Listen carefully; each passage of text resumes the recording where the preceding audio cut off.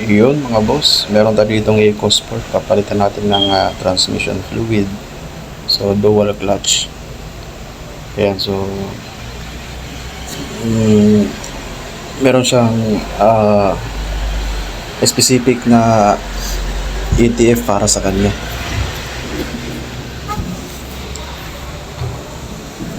Ayan, so yan ang kanyang drain plug.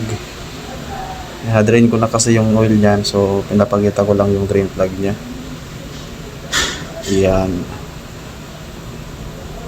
parang star alin yan mga boss.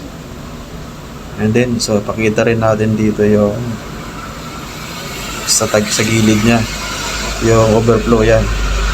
Then dyan yung sukatan natin kapag nag-overflow yung sinasali natin na ETF, so okay na yan. Alright, so ayan, magsasali na tayo. Ayan, ang gamit natin dito ay AC Delco, pang dual clutch transmission fluid. Ayan, so ganyang kalinaw yung ETF nya. Kasi minsan pag may team na yung ETF mo, umiilaw yan sa dashboard, yung check engine. Yan. Nasa ano yan, yung salinan yan, yung breather din ng ano yan, transmission. Yan, dyan din natin sinasalin yan.